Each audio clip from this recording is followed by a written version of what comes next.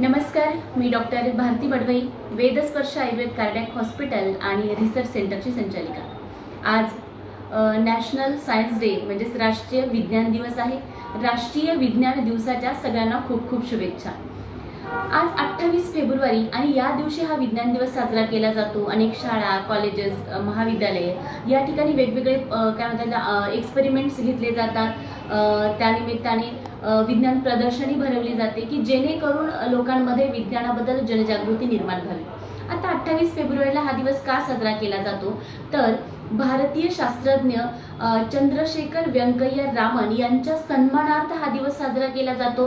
यांनी काय केलं होतं, एक संशोधन केलं होतं की एखाद्या पारदर्शक पदार्थामधून ज्यावेळेस लाईट जातो, प्रकाश जातो, तर त्यावेळेस त्याचं विकिरण होतं, म्हणजे त्याचे किरण विखुरले जातात। आणि त्यांचं हे जे काही संशोधन आहे, या संशोधनासाठी त्यांना 1930 मध्ये भौतिक शास्त्राचं नोबेल पारितोषिक मिळालं होतं। नोबेल पारितोषिक मिळवणारे व्यंकय्या रामन चंद्रशेखर रामन हे पहिले भारतीय होते आणि त्यांच्या सन्मानार्थ हा दिवस साजरा केला जातो।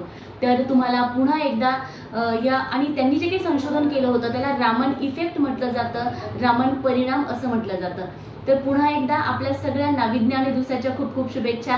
म्हणजे अजूनही मूलबाळ होत नाही म्हणून नवसायास करणारे, अजूनही उपास तपास करून मला देव नवसाला पावेल असं म्हणणाऱ्या सगळ्यांनाच विज्ञान दिवसाच्या खूप खूप शुभेच्छा।